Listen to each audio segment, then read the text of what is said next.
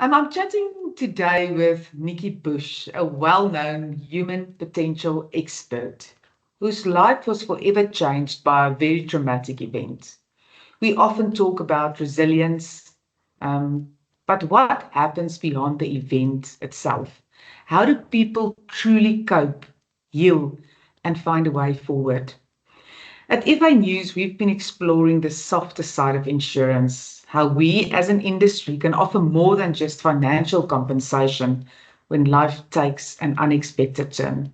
It's about understanding what people go through after the trauma, what support really helps, and where we can do better in making a lasting impact. Nikki, thank you for being here and for your time. So let's talk about what really matters when supporting someone through trauma and recovery. I think Thanks, Renee. Sorry. let's start with your story, Nikki. Can you share your personal experience with trauma and how it impacted your life beyond just the immediate event? So, Rionette, I take you back to 2017, the 18th of November at 3:02 in the morning, when our lives were disrupted irrevocably when two armed intruders entered our home. And it had been a year of amazing celebration. It had been my 50th birthday, my mum's 70th, my dad's 80th. My eldest son was graduating from university. My youngest son was matriculating. So it really was an amazing year of celebration until it wasn't. It then became about murder and betrayal. And these armed intruders entered our home, and my husband had actually gone onto the patio to see why our dog was barking at the bottom of the garden, and he was stormed by two armed intruders. And he took a single shot to the heart. He was murdered.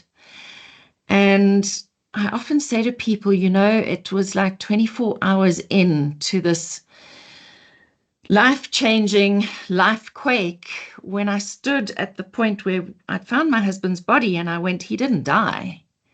He was actually murdered.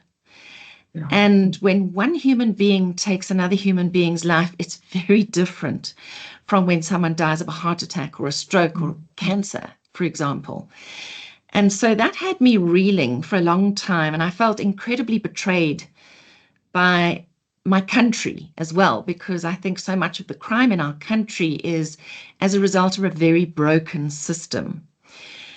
My youngest son was home at the time. He was fast asleep in bed. He was writing final matric exams. He had 2 exams still to go. My husband had been watching television at the time because he couldn't sleep. He actually had an arrhythmia and a irregular heartbeat, so he was often up in the middle of the night. I had actually alerted him to the fact that the dog was barking, so I was wide awake, and I'd gone back to bed. I wasn't overly concerned, to be honest. My eldest son, who was 22, was still out partying, as one should be at the age of 22 at 3 in the morning. And so I made decisions no wife and no mother should ever have to make. I chose not to go to my husband's rescue. I chose not to wake my youngest son up. I chose to run a plan. I ran a plan which I'd given our children when they were very little. We live in a beautiful but really brutal, sometimes, unpredictable country. And so I do believe we need blueprints to help us. That's why we have fire drills. And so I taught my kids that if we ever wake you up in the middle of the night and tell you to run, you go to the bathroom, lock yourself in, do not ask why, and only come out when we tell you to. And so I really had that plan in the back of my mind. It was just automatic. And I grabbed my cell phone and locked myself away in the bathroom. And we were incredibly fortunate to have solid, thick, external front doors on all our internal doors. And it's really only something that I thought about 6 weeks ago. And we're now over 7 years on from this trauma.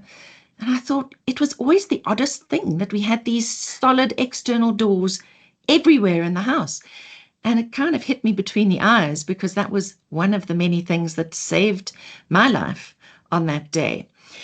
So, yeah, my husband was shot and killed. My son was woken up at gunpoint and thrown down next to his dad. He was brought down to the bathroom. We have two completely different versions of the same trauma, because he was on one side of the bathroom door with a gun to his head, and I was on the other side making emergency calls, screaming out the window for help from our neighbor who was on his rooftop having heard the gunshot. And the other thing that saved us was that I refused to open the door. Even when they tried to kick it down, I was adamant, and I think that was feminine intuition. I'd always thought, living in this country, the chance of a woman being raped at a crime scene is so high. And I decided a long time before that I never wanted my husband or my children to see me being raped. And so that feminine intuition that I was not going to open that door took me about 9 months to kind of unpack, because you keep going over and over in your mind, what if I'd done this differently? What if I'd opened the door? What if my eldest son had been home? What if my youngest son had fought them? What would have happened? And I was lying with my head face down at the physiotherapist about 9 months after this really cruel and brutal moment in our lives. And my physiotherapist said to me, Nikki, for as long as you were safe, your youngest son had nothing to protect and nothing to lose, which meant he could stay relatively calm. And I heard him say, after hearing me screaming out the window until I was hoarse, I heard him say to our attackers, she's already called for help. You might as well leave. I could hear the tremor in his voice, but they didn't know him. And my son is 2 meters tall, so he could have been a very big threat to them. And at that point, they turned and ran. They collected smalls as they went along, like, handbags, computer bags. They even stopped at my husband's body, took his watch, tried to take his wedding ring.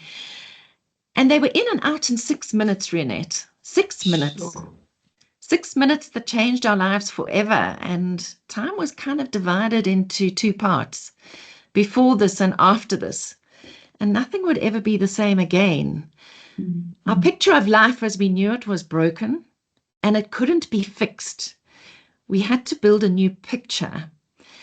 So I guess what I'm really saying is that the building of the picture was not the event. The event was the moment that we went through. The 6 minutes was the event.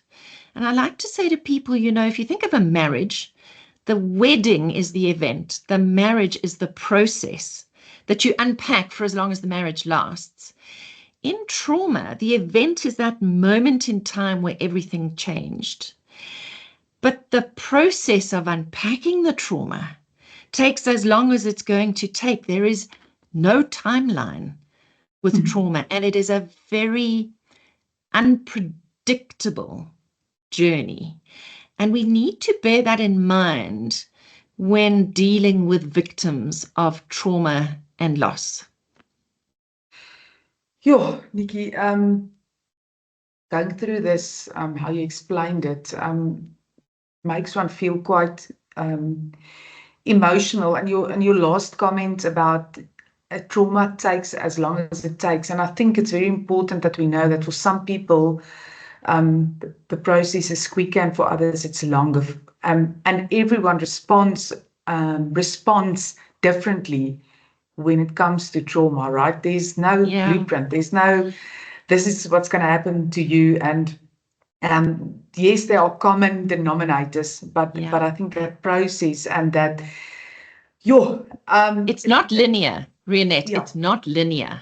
It doesn't go A, B, C, D, E, F, G all the way to Z. There are many detours on the way.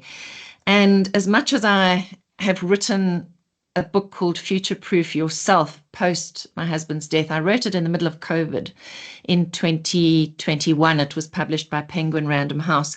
And in there, I handled trauma, loss, and grief, because I knew the whole world was going to go through something, similar to what I went through, maybe not as severe, but, parallels. What's interesting is that we had 3 of us left over, both my sons and myself. three completely different versions of the same trauma and three completely different ways of grieving. 100%. And for me, my grief kind of went on for, my raw grief went on for 18 to 36 months. It kind of started abating around 2 years. I started feeling maybe I could breathe for the first time. By the end of the third year, I think I felt more in control of my life. My eldest son, well, he had reported speech. He was outside the fishbowl. He wasn't there when it happened. He arrived about 30 minutes afterwards. And my youngest son was the only one of us who saw our attackers and looked down the barrel of a gun.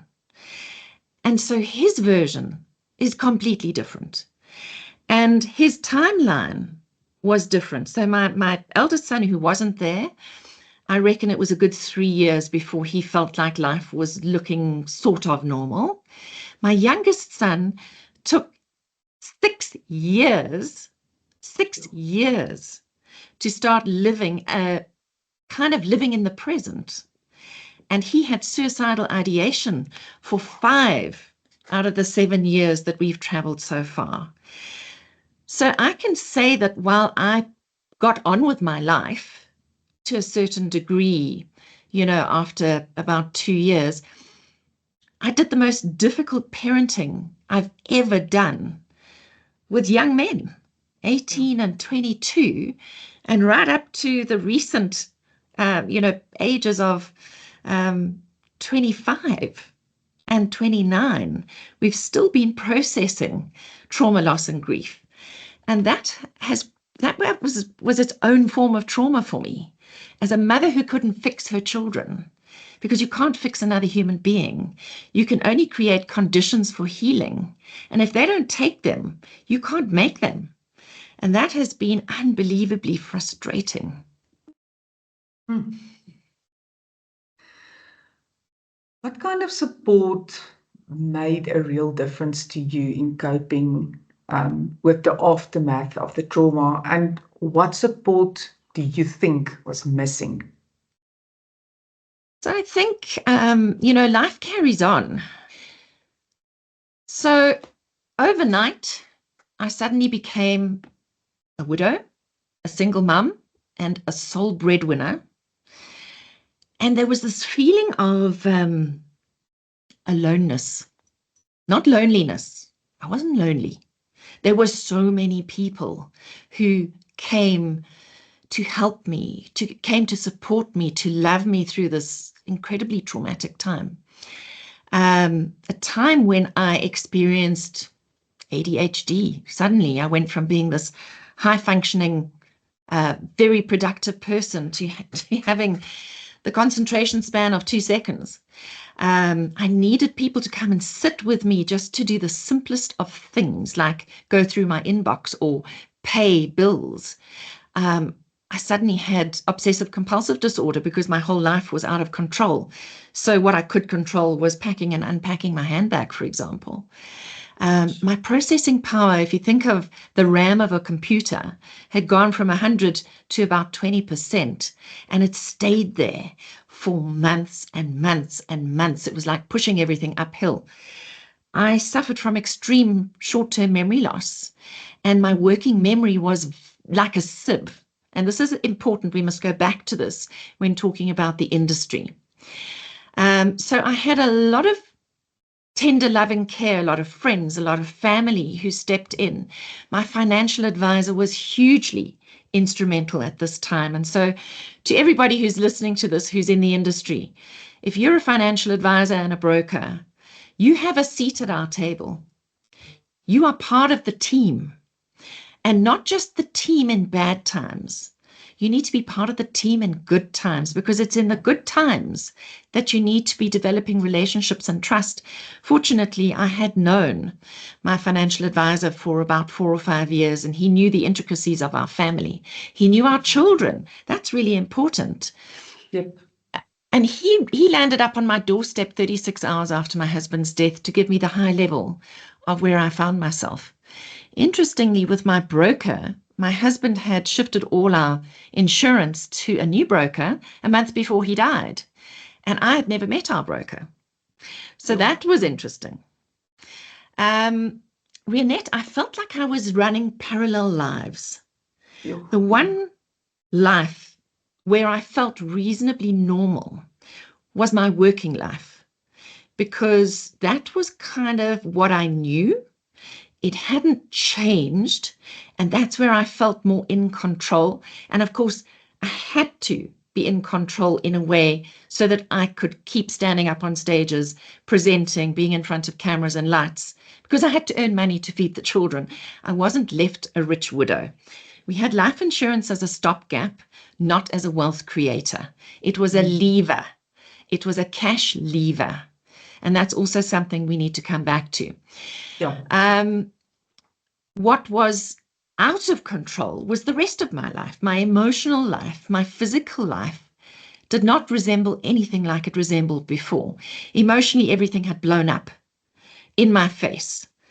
I was renting property. We had to sell our home as well as losing my husband. We sold our home of 23 years because my youngest son, who had faced the barrel of a gun, could never come and sleep in our home again. So we lost two big anchors at once. Yeah. We were living in rented accommodation. I was waking up without my husband in bed next to me. Most of our furniture was in storage. I was no longer a home owner. Nothing was the same. In fact, every day for at least 2 to 3 years, every single day was a brand new day, and I did not know what to expect.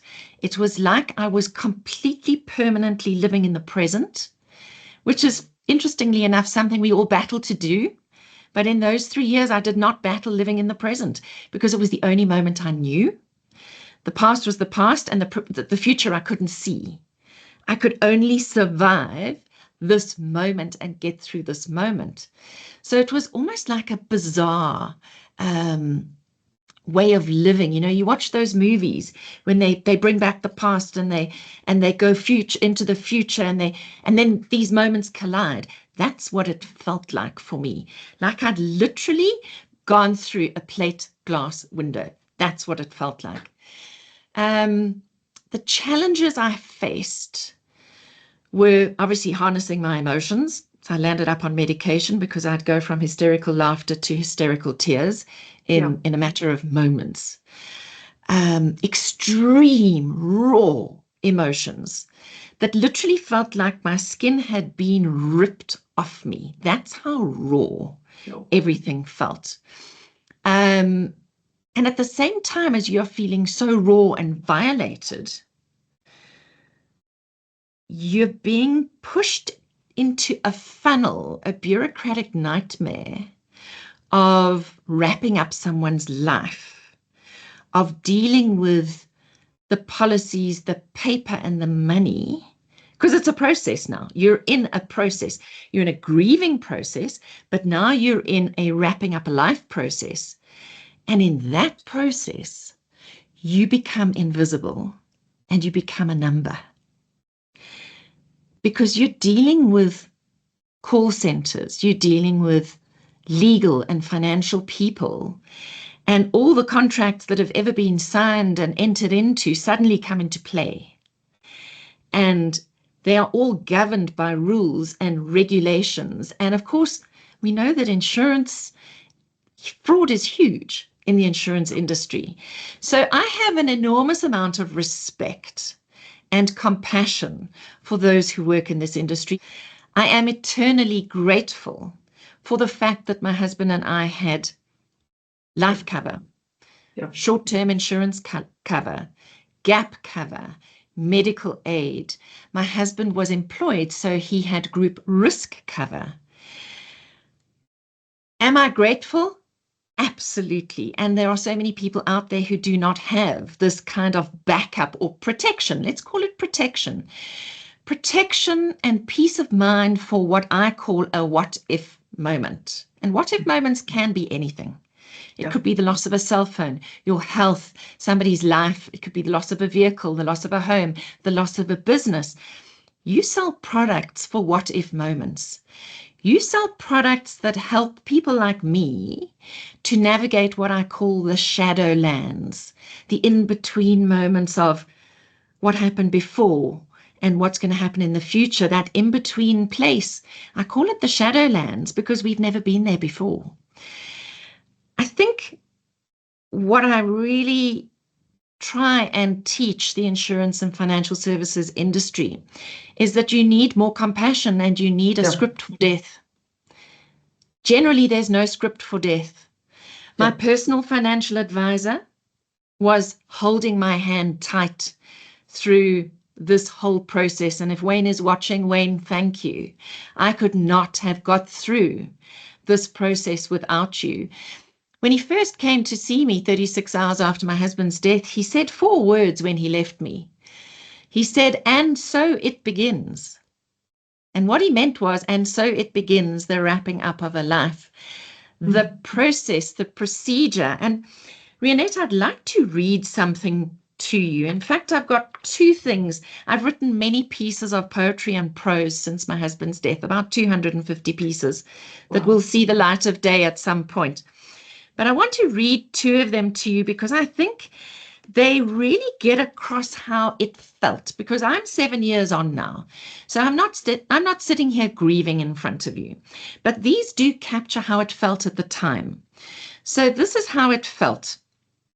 So, when Wayne said, "and so it begins," what he meant was this: deceased, a word that means no longer living, a word that can lead to suspension of services, lack of access, and frustrated communication, tempers flaring, demands and threats, just to keep on living. That kind of encapsulates that first year after my husband was killed and surviving the bureaucratic nightmare of stepping into this wrapping up of an estate with all these many players that you have to deal with and all the documents and the things you have to sign and all the clearances that you have to get. And in my case, being cleared as a suspect in my husband's murder, that was a reality. So no pension payouts, until you're cleared of murdering your husband. And how long did that process take?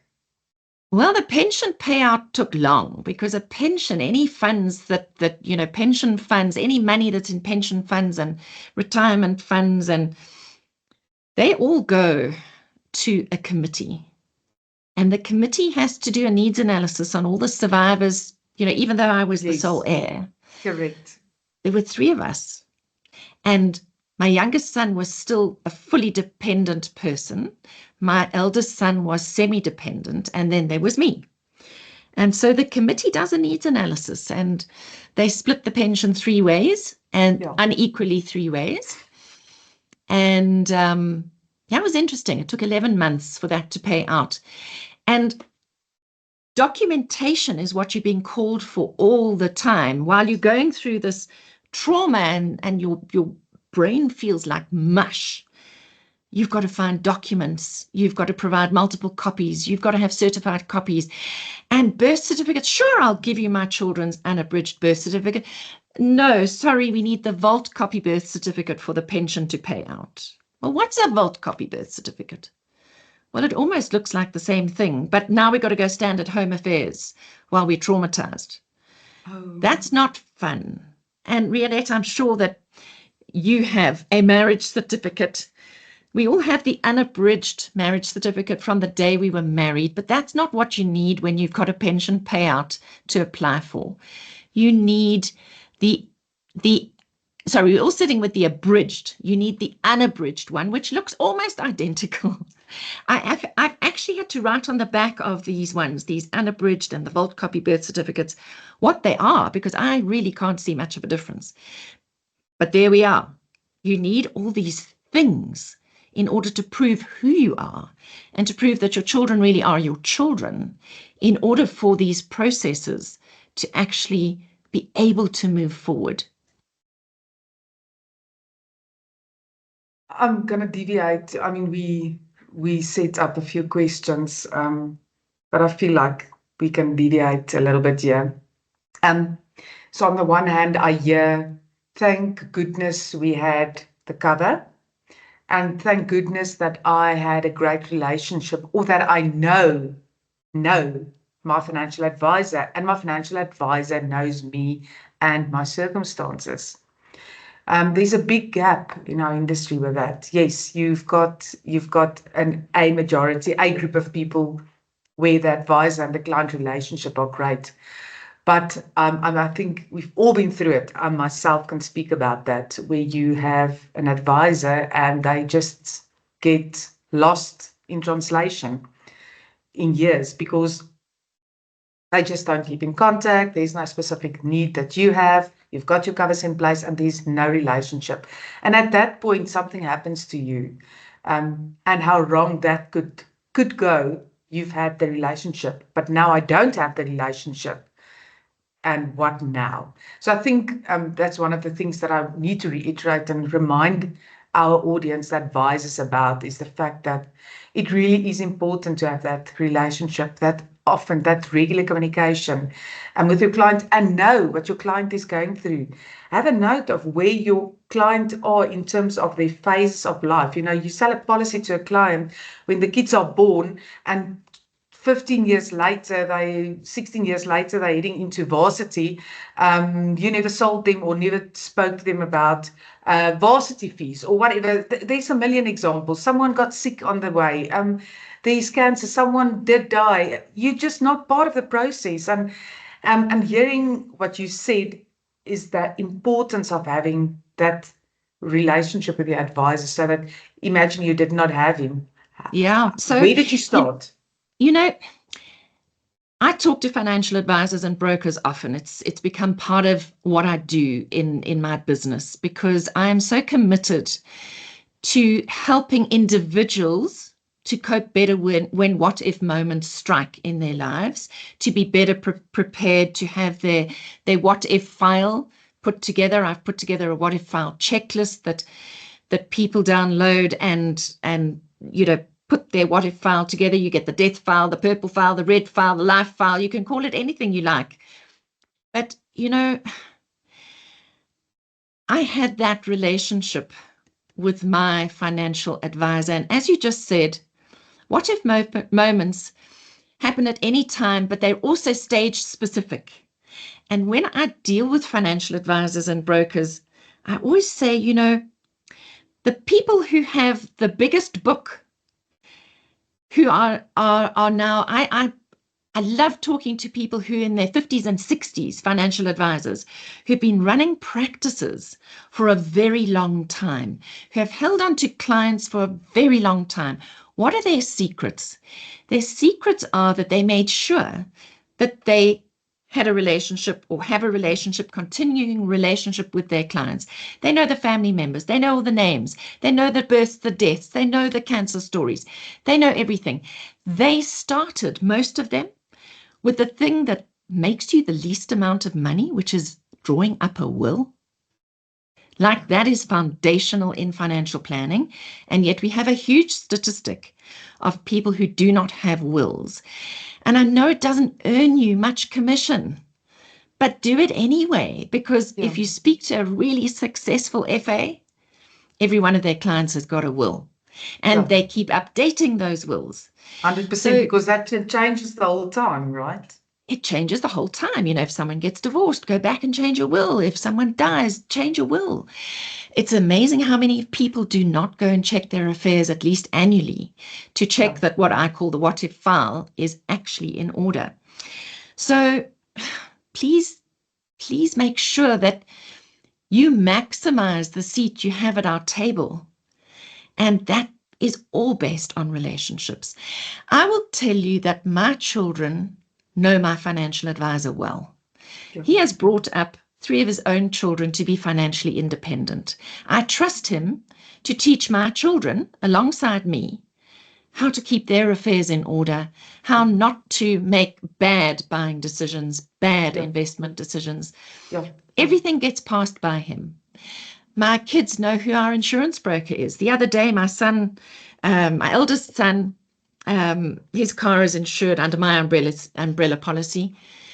And I knew he bought a new car because a notification came through on email from my insurance broker. XYZ car has been taken off the policy. And XYZ car has been added to the policy. I went, he's done the deal. But he knew to go straight to the broker and to update the policy. Now, isn't that a cool thing? Yeah. 100%. You know, that your kids actually know that the minute you sell a car, it must be taken off, and the minute they buy a new car, they must put it on. Otherwise, you have an accident driving away from the dealership. What then? Yeah. But, so, you know, I know I'm laughing, and we're talking about a really serious subject here. But, you know, we have to laugh as much as we cry. Yeah. Because it's the way things balance out. Tears already, so I cried a lot. I cried a lot in the first 3 years. It was like I didn't know where to press the stop button on the cry button. And I cried not just because I was sad or angry. I cried in sheer frustration at the system we're talking about now.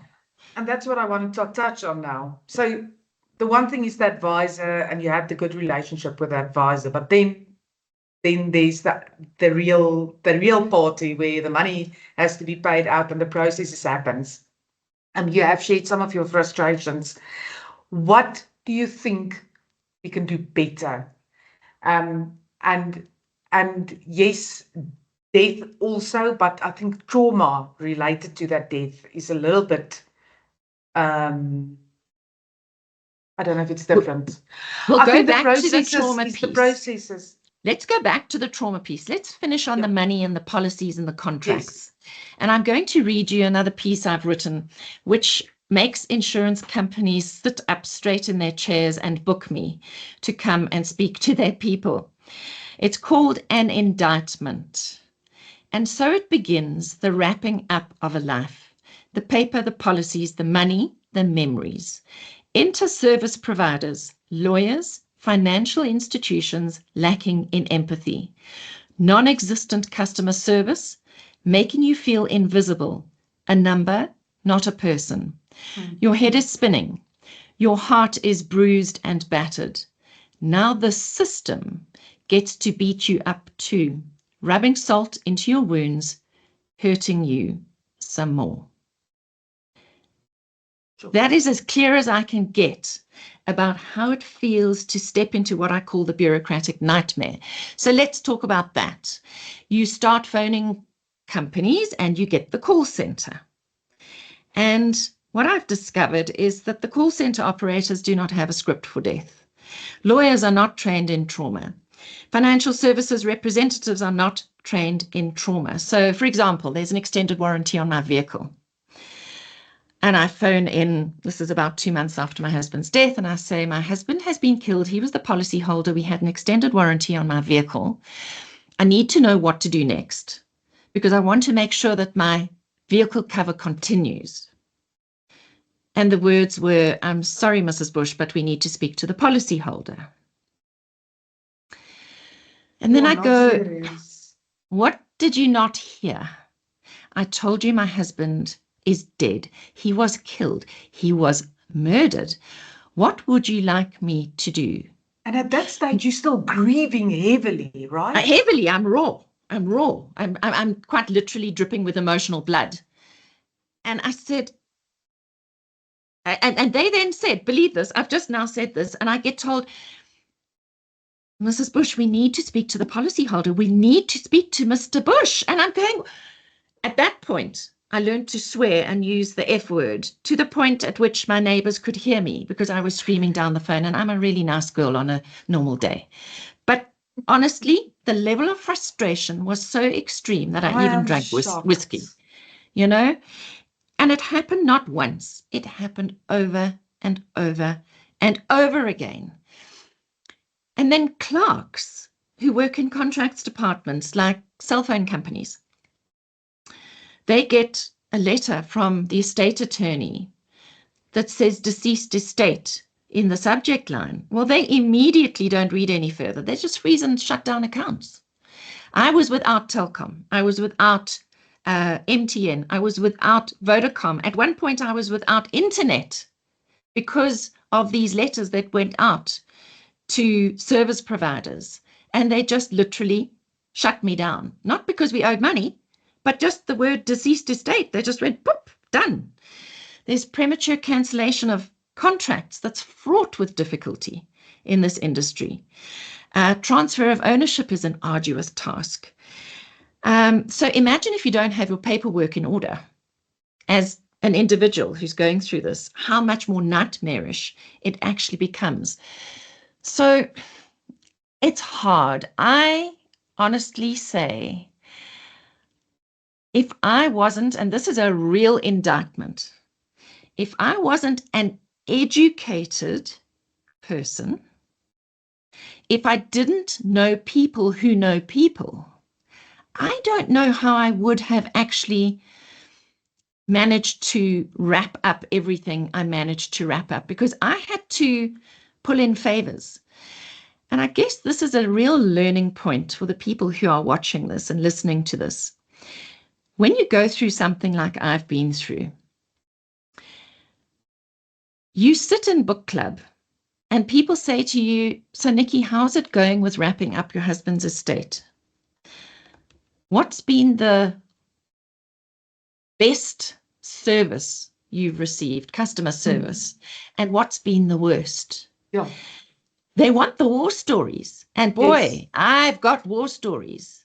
Yeah. And I can tell you by name which service providers really worked for me and which ones didn't. So you want to be the good book club story as a service provider. You want to be the good golfing club story, the good cycling club story, because people ask about the nitty-gritties of what you're going through because they know you're going through a bad time and they want to know, like, what's been good and what's been bad about it. And we talk about brands. We talk about companies. So we is talk there about a brand individuals. that you can say that you really were happy with? I don't want to hear the other one because that might pick up trouble. I think I'll take the fifth on this one. I'll exercise the right to not name bad, anybody right? at this point. No, there were some good things and bad things, but I will not say this on air. I will not name and blame and shame on air.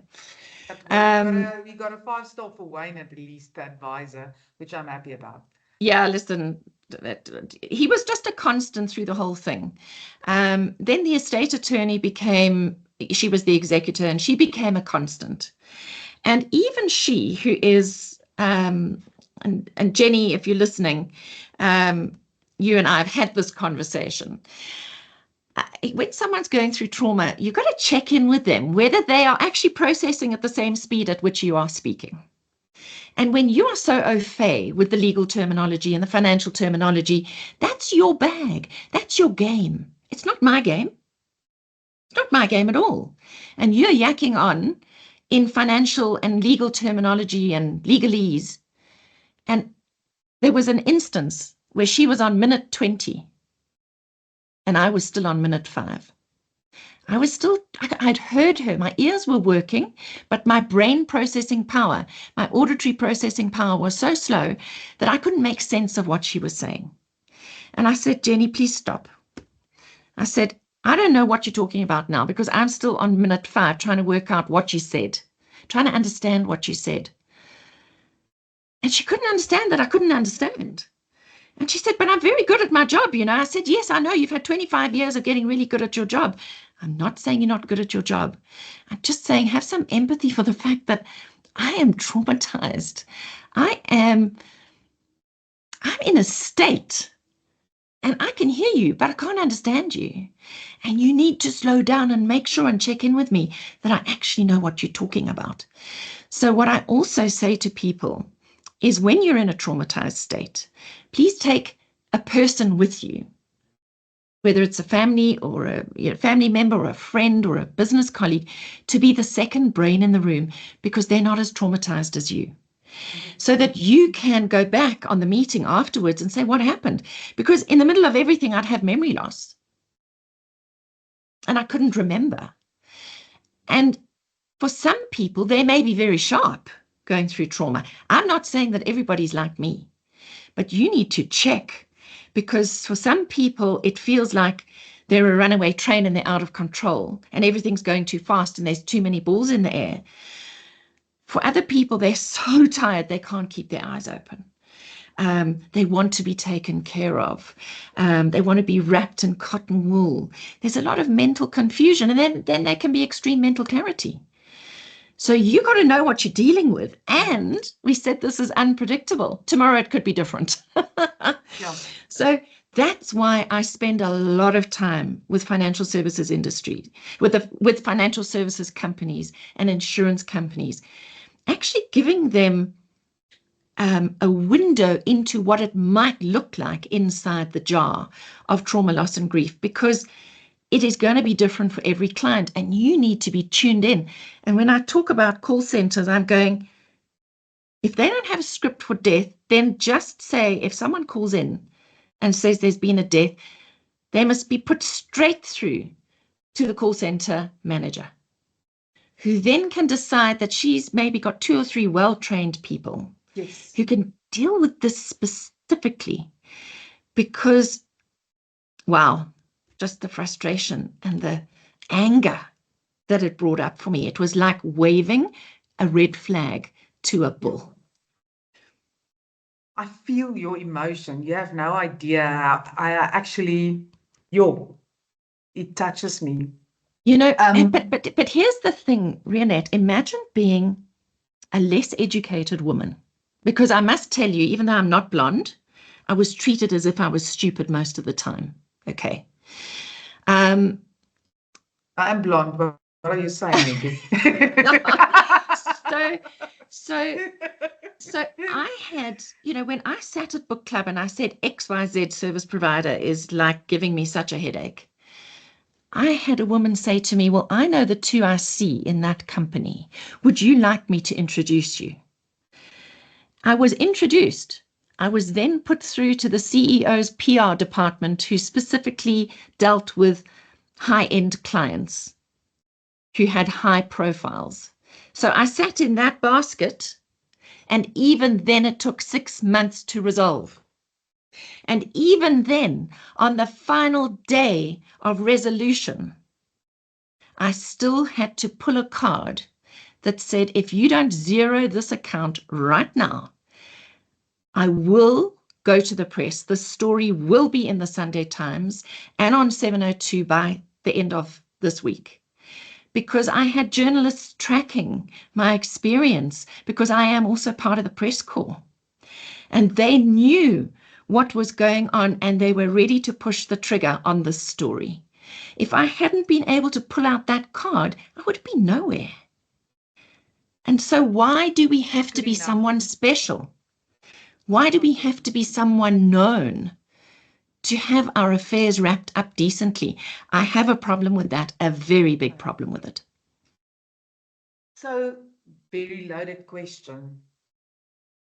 If there was one thing you would say to them, you mentioned the call center, to change, that might make a difference, what would that be?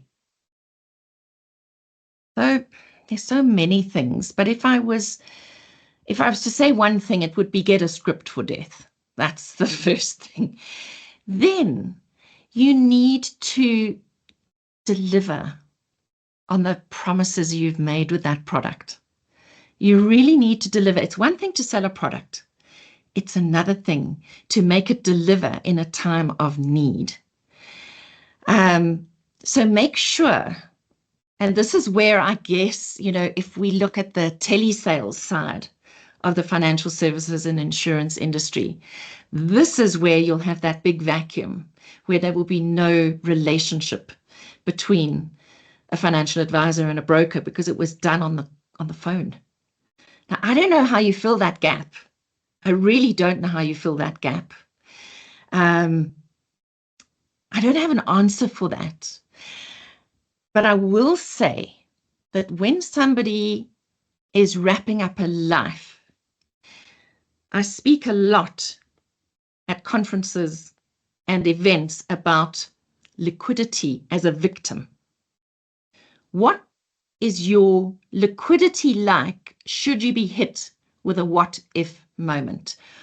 What cash flow or cash reserves will your clients have if their partner dies tomorrow, if they get knocked down by a car and their spouse has got to deal with things?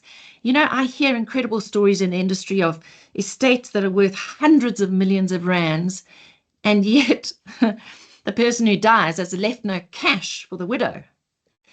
And somewhere we need to know what the levers are that we can pull to liquidate assets. Now, this is actually, it sounds to people who are in the know, it's like obvious, but actually, I speak about this all the time. And I have people coming up to me saying, thank you for turning this conversation into English. And I think that that's part of the indictment in the industry, is it's so wrapped up in fine print to protect the seller that it is very difficult for the layman to understand. And part of my superpower is I can take complex stuff and make it accessible. So when I talk to people about preparing, getting your affairs in order and preparing for a what if moment, I'm talking about things like what levers can you pull within the first month of death that will help you to pay the bills for the next year, because you really need enough cash on hand to live through at least a year of debit orders going off your account before you're going to get payouts of pensions and liquidate other assets like houses and portfolios and artworks and vehicles and things. Those things don't happen quickly, especially in like a housing market we're living through now. It might not happen quickly. So do you have, like for us, it was a life insurance policy that helped me take a breath and go, okay, I can do this. I'm not going to be in the poorhouse tomorrow. So that's on the kind of the money policy side. But let's look at the trauma side, because I know that's very much a focus of this particular podcast, is the trauma side.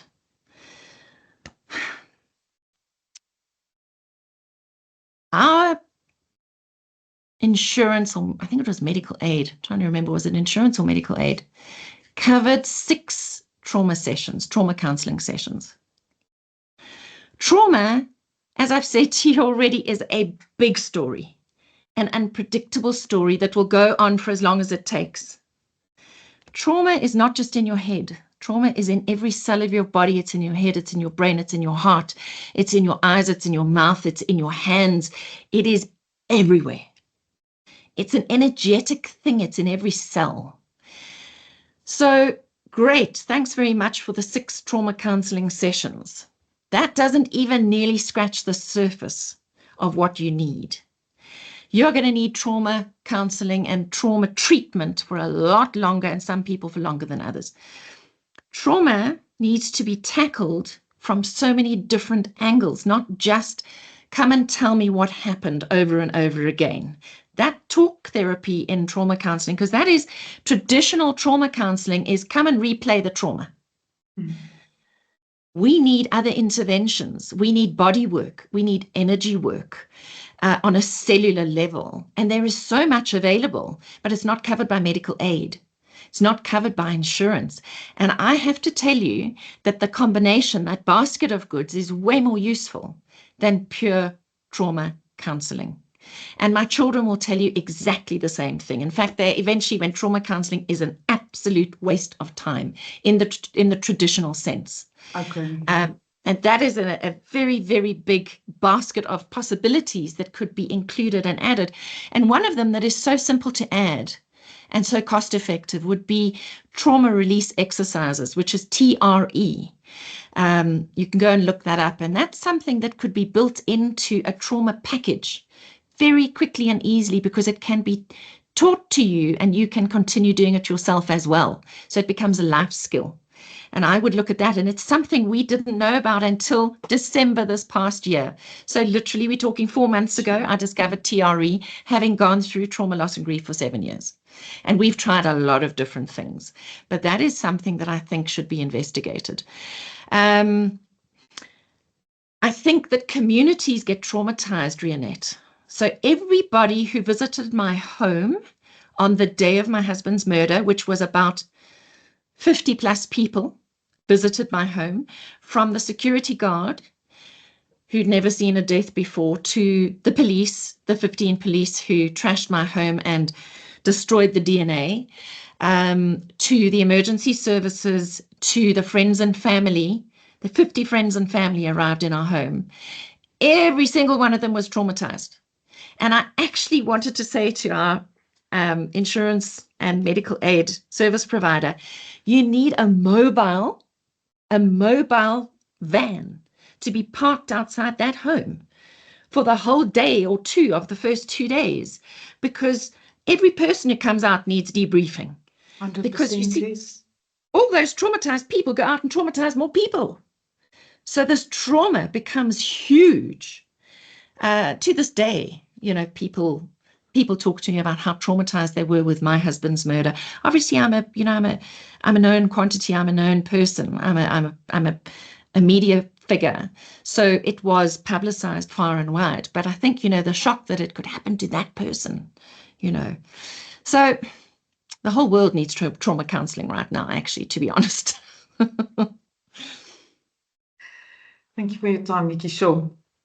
I haven't felt this emotional in a while. So I think much needed conversation. And I think for the industry, so many things that you've touched on that is so relevant. So thank you for sharing that. Thank you for being vulnerable and for really sharing your story.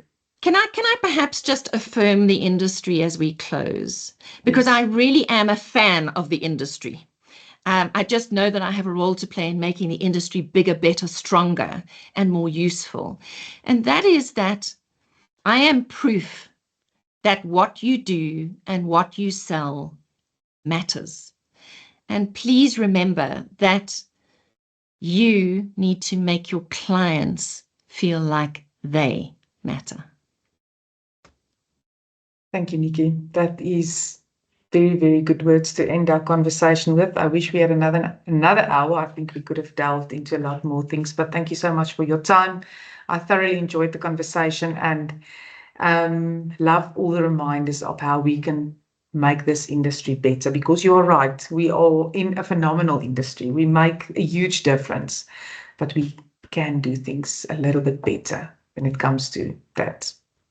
Thanks, Rionette.